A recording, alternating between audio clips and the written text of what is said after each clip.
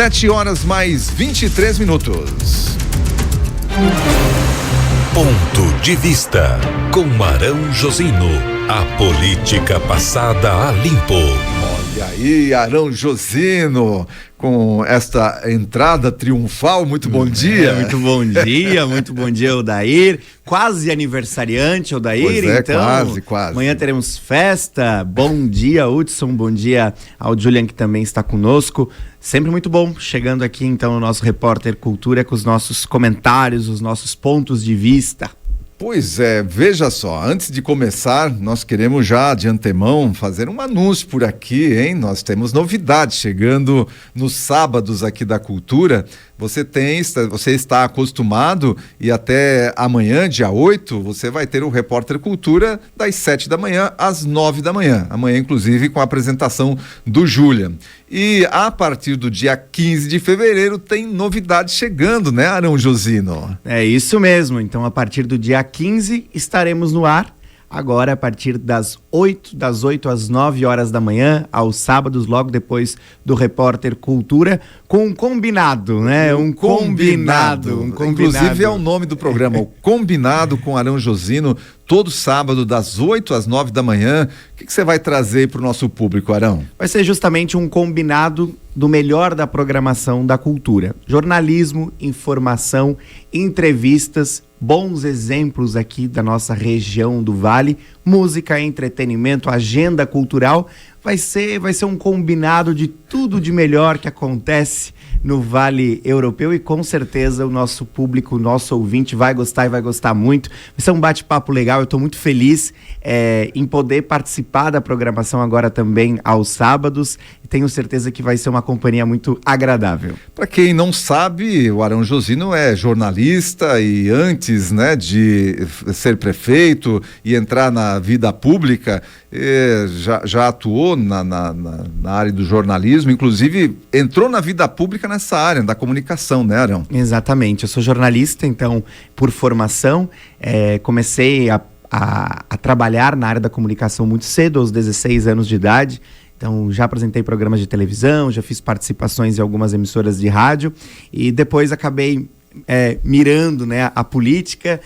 Agora estou como prefeito reeleito de Ascurra e já há mais ou menos uns 2 anos atrás eu comecei a ensaiar a volta para o jornalismo, que é a minha grande paixão. Amo política, amo estar como prefeito do município de Ascurra, mas a minha paixão pela minha profissão também é muito presente.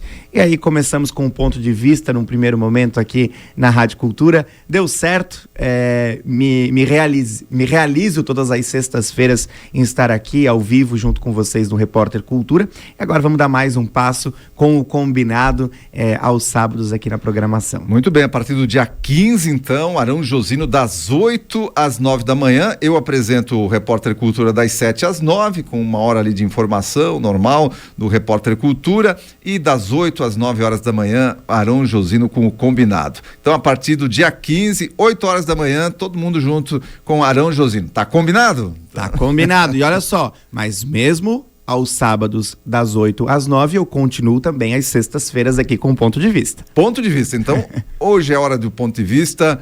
Hugo Mota, presidente da Câmara Federal, Arão, e o Alcolumbre do Senado. Senado. O que esperar? O que esperar, né, Odair? Foi um tema já do sábado passado, mas ainda não tive a oportunidade de comentar e até coloquei Hugo Mota como um dos pontos de vista dessa sexta-feira, porque a eleição do Hugo Mota, ela representa o que é de fato o Congresso Federal, o que é de fato a Câmara dos Deputados, a política brasileira. Porque a eleição do presidente da Câmara, ela é feita de forma secreta. Ou seja, você não sabe em quem o deputado federal está votando. E Hugo Mota teve uma eleição com muitos votos, uma eleição realmente surpreendente. E por que surpreendente? Porque tanto deputados do PL quanto deputados do PT votaram em Hugo Mota para presidente da Câmara dos Deputados. O que isso significa? Significa que a política brasileira é uma política do Centrão. O Centrão continua comandando a Casa Legislativa. E isso significa muito, representa muito, porque cabe ao presidente da Câmara dos Deputados definir o que vai ser pautado, por exemplo, nas discussões e votações da Casa Legislativa. Por exemplo, uma CPI. Se o presidente da Câmara dos Deputados quiser, ele enrola, ele não coloca em votação a abertura de uma CPI. Uma situação de impeachment, por exemplo, do presidente da República. O presidente da Câmara consegue segurar. Então, quando você permite que os deputados federais façam uma votação secreta para escolher o seu presidente, e deputados federais, tanto da direita quanto da esquerda, votam no mesmo candidato a presidente da Câmara dos Deputados, é porque algo de errado não está certo. Pelo menos é a minha visão. O que já ficou muito claro no discurso do novo presidente da Câmara é de que ele está, sim, muito alinhado ao presidente Lula. Ele está muito alinhado àquilo que o executivo tanto quer. Mas é uma coisa impressionante, porque se você assiste às sessões da Câmara dos Deputados, você percebe que nós temos muitos e muitos deputados federais que se dizem bolsonaristas, né? Que vão para a tribuna da Câmara, que lutam pela direita conservadora, que batem no governo Lula.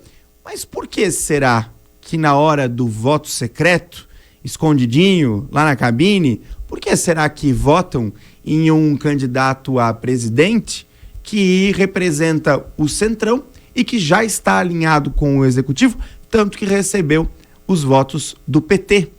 Inclusive, nessa votação, duas deputadas federais que hoje estão como ministras, que é a ministra Marina Silva e a ministra Guajajara, que é dos povos indígenas. Essas duas ministras são deputadas federais e elas não retornaram para a Câmara. Foram as únicas duas ministras deputadas federais que não retornaram para a Câmara dos Deputados para votar na presidência, porque a Rede e o PSOL, que são os partidos da esquerda, tinham um candidato a presidente da Câmara. Então elas não voltaram para não votar, nem de um lado, nem do outro. Mas por quê? Porque o presidente Lula já estava alinhado com Hugo Mota.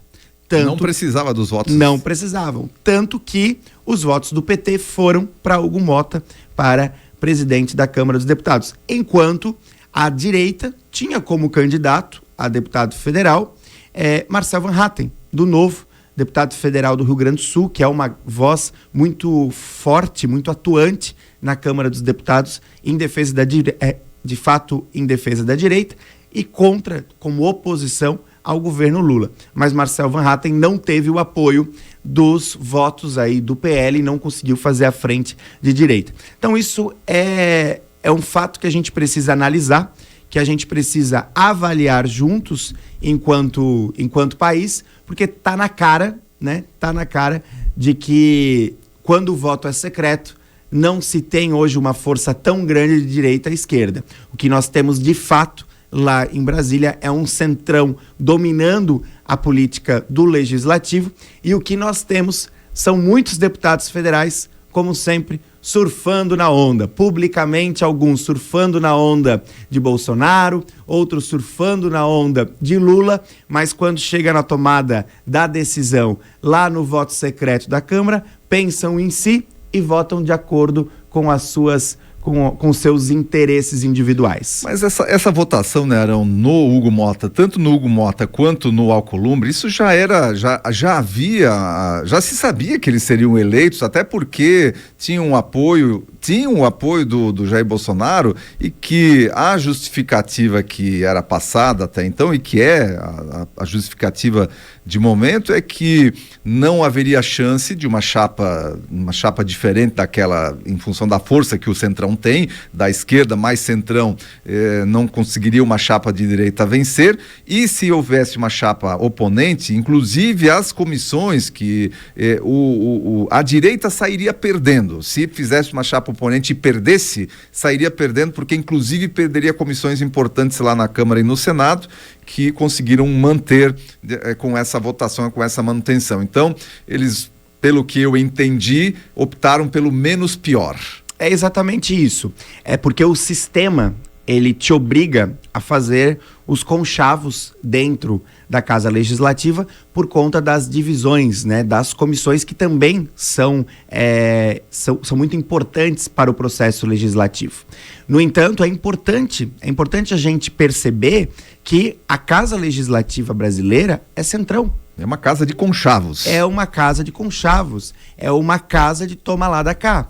Então, eu voto no candidato que é apoiado pela situação, porque em troca eu vou ter o espaço na comissão. E assim eles vão fazendo os arranjos políticos. Mas é complicado, né, Odair? É complicado porque você não tem um posicionamento de fato. Ideológico, né? Ali ideológico. Acabou a ideologia. E aí, as pautas que realmente são ideológicas, por exemplo, as pautas econômicas da direita, será que vão ser de fato colocadas em discussão no plenário? Ou será que a Casa Legislativa continuará sendo um anexo do Poder Executivo, como sempre foi? Então, o sistema está errado, o todo está errado. Enquanto isso, o Centrão está comandando a Casa Legislativa e a gente não consegue avançar em pautas importantes para o país. E aqui na Alesc, Júlio Garcia novamente à frente da Alesc. Muda alguma coisa? O que representa Júlio Garcia à frente da Alesc? O Júlio Garcia, deputado Júlio Garcia, ele chega ao seu 4º mandato como presidente da Assembleia Legislativa. E o Júlio é um deputado que precisa ser estudado, né? Por que ele precisa ser estudado? Porque ele consegue ter praticamente uma unanimidade dentro da Assembleia nos relacionamentos com os deputados estaduais. É impressionante o respeito que todos os pares têm por ele, indiferente de partido político. Existe até uma certa lenda de que quando o deputado estadual ele é eleito, quando ele pisa na Assembleia Legislativa, o primeiro gabinete que ele precisa passar para pedir a bênção é o gabinete do deputado estadual Júlio Garcia.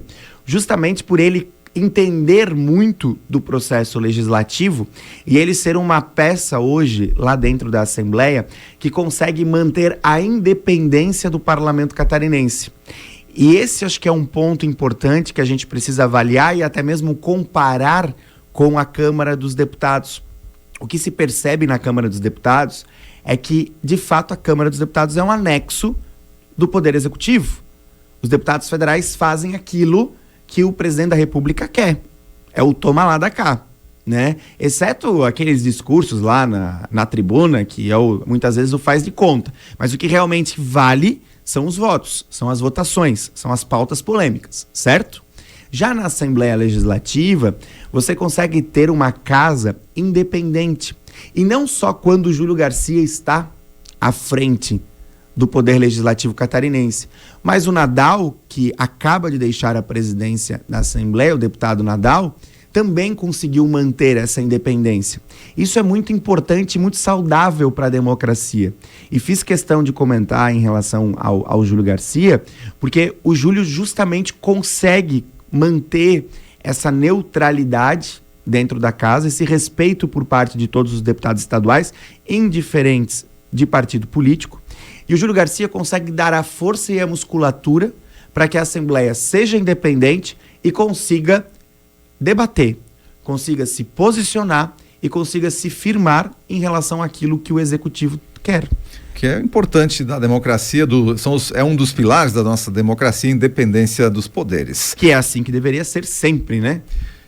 E, Arão, para a gente fechar rapidinho aqui, o que é esse tal pacote anti-Janja? O pacote anti-Janja, até que enfim os deputados federais começaram a se mexer lá em Brasília para fazer algo em relação às movimentações da primeira-dama Janja, né, a esposa do Lula. Alguns deputados federais, eles começaram a se movimentar na Câmara dos Deputados e apresentaram uma série de projetos de lei, são 5 projetos de lei ao todo, justamente para dar uma freada em tudo isso que Janja tem feito, né? A gente precisa entender que no Brasil não existe o cargo de primeira-dama, não existe uma função, nenhuma função, porque o presidente da República, ele é o chefe de Estado e o chefe de governo, ou seja, ele representa a nação brasileira e ele também administra o governo brasileiro. Mas a primeira-dama não é um cargo político. Não existe o cargo de primeira-dama. Ou seja, primeira-dama... Gabinete, primeira-dama, assessor... Não tem gabinete. Primeira-dama não tem função político-administrativa no governo. Não tem... Isso é muito sério. Ela não tem função de Estado. Ela não pode falar em nome da nação brasileira. Ela não tem justificativa para isso. Não existe uma lei que permite... Ela não tem essa representatividade. Ela não tem essa representatividade. E o que a gente tem visto no governo Lula é uma primeira-dama que sai por aí falando em nome dos brasileiros. O que é um verdadeiro absurdo, porque ela não está preparada para isso e ela não tem autorização do povo brasileiro para falar em nosso nome. E o que os deputados federais agora estão fazendo é justamente criar leis para frear essa movimentação da primeira-dama. Isso nunca existiu no Brasil, né? A gente nunca tinha visto uma primeira-dama fazendo o que ela está fazendo agora.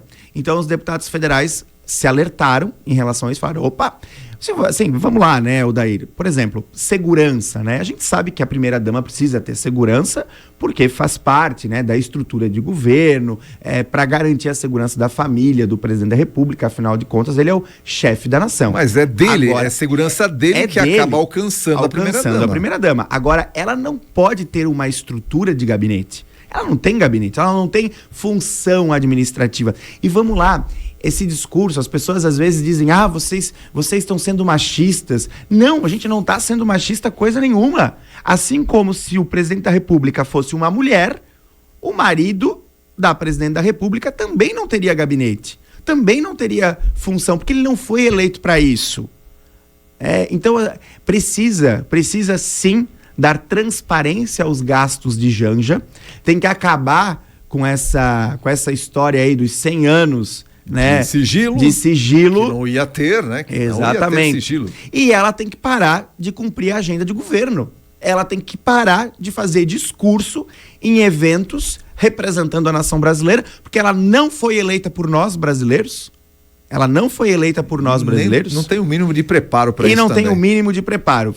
É só ver aí nas redes sociais os memes todos que circulam da presença dela em eventos e o que ela tem feito Brasil afora, e não só Brasil afora, mundo afora, porque ela tem viajado bastante.